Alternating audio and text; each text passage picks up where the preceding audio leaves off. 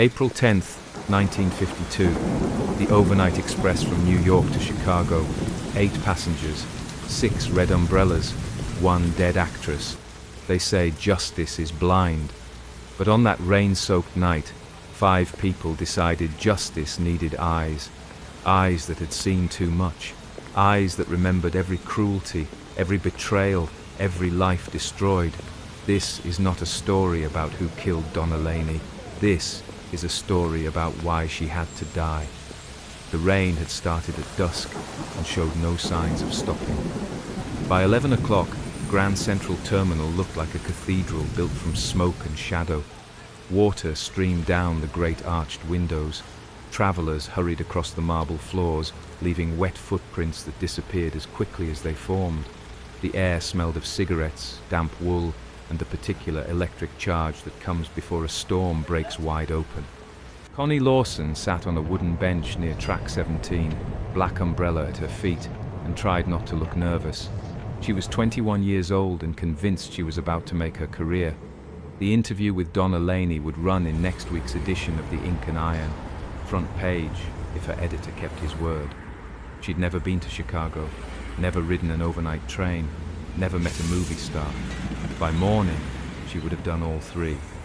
Right now, she was focused on her notebook, going over the questions she'd spent 2 weeks preparing. What inspires you? What's next for your career? How do you handle fame? Safe questions, respectful questions, the kind that wouldn't offend a woman who could end Connie's career with a single phone call. Connie checked her watch. 11:17 p.m. The train was late. She looked up, scanning the terminal. A few dozen people waited near the platform, all bound for Chicago. Businessmen in dark suits, a young couple holding hands, an older man reading a newspaper, a woman in a fur coat who, Connie's breath caught, Donna Laney. Even from across the terminal, she was unmistakable. 23 years old and already a legend.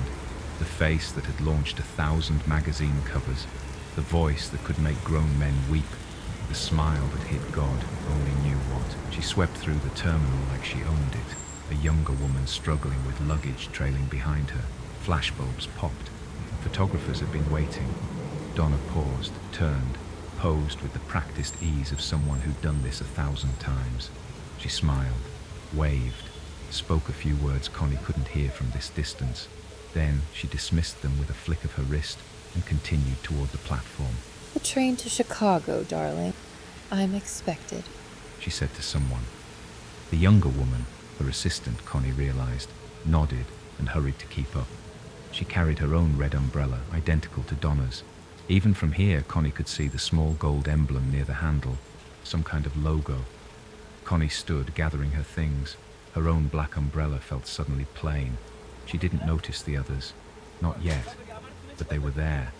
Arthur Manning stood near the newsstand, 37, blonde hair going grey at the temples, patient, calculating. He held a red umbrella, identical to Judy's, same polyester, same golden mask. Nicholas Locke, 26 but weathered beyond his years, leaned against a pillar, dark coat, tired eyes, red umbrella swinging at his side. Sylvia Chevalier sat on a bench, beautiful in a way photographs couldn't capture. 25, fierce, wounded. Her coat had been expensive once. Now it showed age. Her red umbrella gleamed like fresh paint. Jean Katz stood apart from the crowd, 40 years old, weathered hands, clean but threadbare coat. Everything about him spoke of a man who'd fallen and learned to live with it. In his hands, another red umbrella. And Sean, 25, heading to Chicago for a job interview he probably wouldn't get. He noticed the umbrellas. Hard not to. 6 of them, all matching, all with that weird gold theatre mask. Must be a trend, he muttered to no one. At 11:47 p.m., the Chicago Express pulled away from Grand Central and disappeared into the rain. The first-class car smelled of perfume, cigarettes, and money. Connie knocked on Donna's door at midnight. Miss Laney, I'm Connie Lawson. Tomorrow, darling. I'm exhausted. The door closed. In the observation car, 4 strangers sat in silence. Arthur Manning, Nicholas Locke, Sylvia Chevalier, Jean Katz, not speaking, not acknowledging each other, just watching rain stream down windows while their red umbrellas hung in the luggage rack like a silent accusation. Connie entered, noticed them, noticed the umbrellas. Odd. But rich people had odd tastes. At 12:30 a.m., Judy prepared Donna's tea in the galley. Earl Grey, 1 sugar, lemon. She'd made it 1,000 times. Her hands shook as she carried the tray to Donna's compartment. 15 minutes later, Arthur Manning knocked on Donna's door. She opened it, irritated. Do I know you? We worked together once. The Marquis Theatre Company. I wrote The Velvet Curtain. Recognition flickered, then dismissal. I don't recall. I wrote The Velvet Curtain. You stole my screenplay. I got blacklisted. Donna's smile was ice. If you're here for an apology, you'll be disappointed. Arthur glanced past her, saw the tea on the table, steam rising. We're all here. Everyone you destroyed. All on this train. Tonight. Something shifted in Donna's face. Not fear, curiosity. Enjoy your tea, Miss Laney. It's getting cold. Arthur said. He walked away. Donna closed the door, frowned at the tea, hesitated, then drank it. It was bitter, but Earl Grey was always bitter. By 1 a.m., the observation car was empty. One by one, the strangers returned to their compartments. Connie lay awake, unable to shake the feeling that something was wrong. At 2:47 a.m., Judy's alarm woke her. Time to prepare breakfast. She knocked softly on Donna's door. Miss Laney? Silence. She pushed the door open. I'm sorry to barge in, but The words died. Donna Laney lay slumped in the corner, eyes open and empty.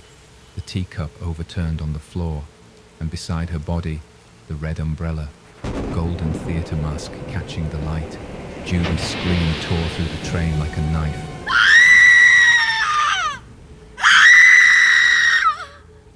Connie woke to the sound of shouting.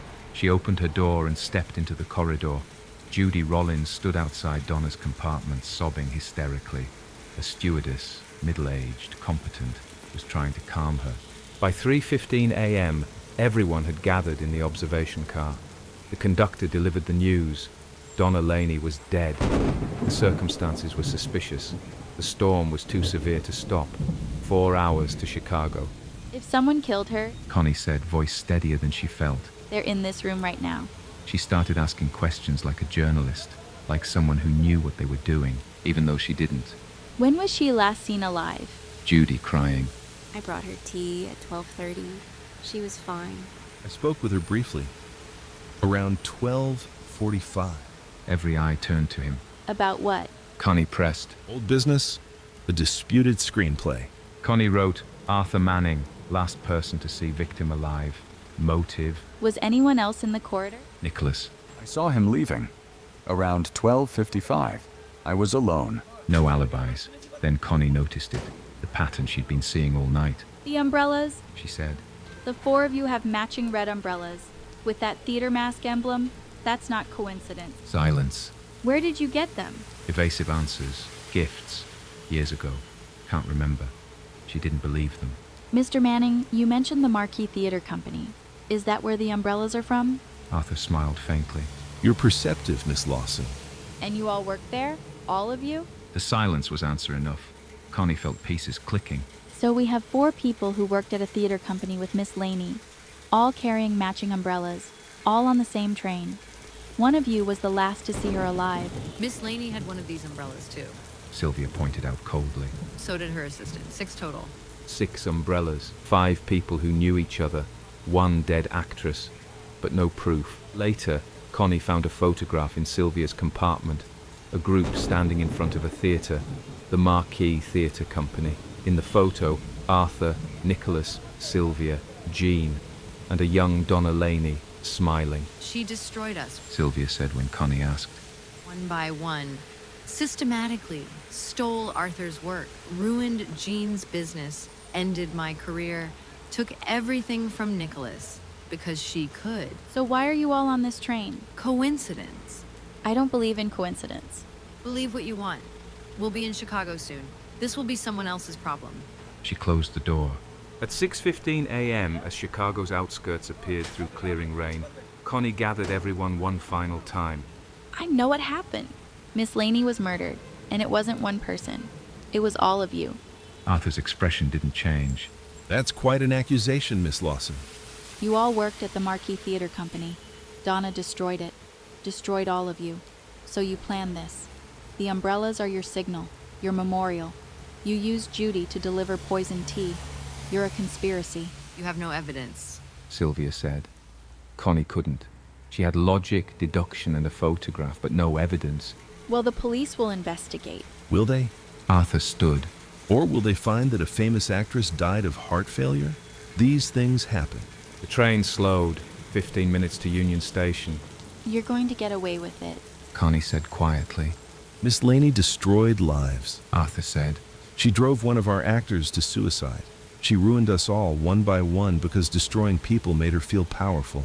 She did it to dozens and no one ever stopped her, or even tried. So you killed her? We sought justice. That's not justice. That's revenge. Revenge? Arthur said. Is that what you call justice when the law won't provide it? The train stopped. Steam, brakes, arrival. What now? Connie asked. You just walk away? That depends on what you choose to do. Everyone looked at her. Judy crying, Sean confused. The four conspirators waiting. I could tell the police everything. She said.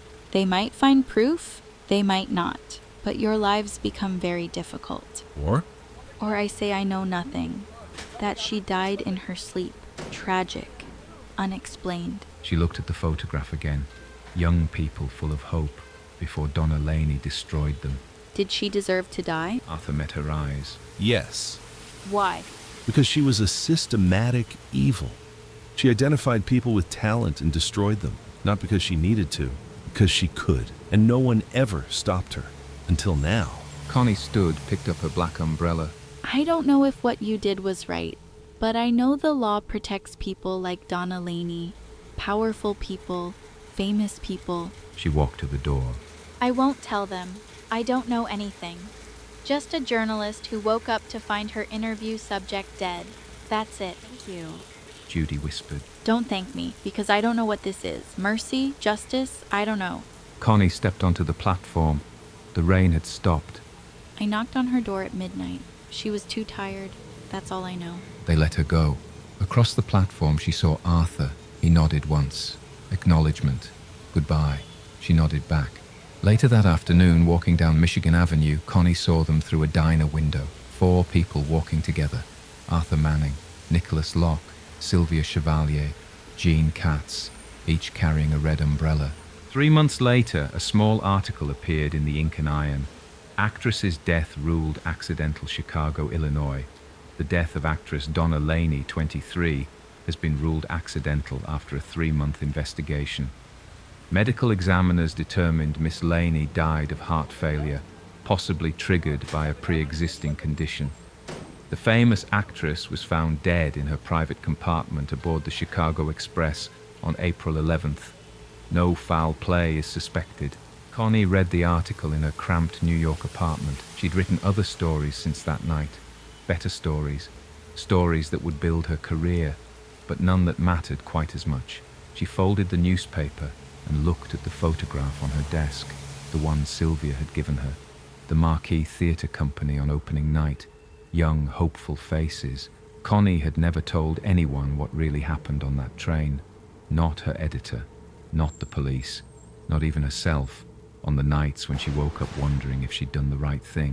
She didn't have an answer. She wasn't sure she ever would, but she knew this. Sometimes the world needs people like Donna Laney to remind everyone else what cruelty looks like. And sometimes the world needs people like Arthur Manning to remind everyone that cruelty has consequences. Connie placed the photograph in a drawer, closed it, and went back to work.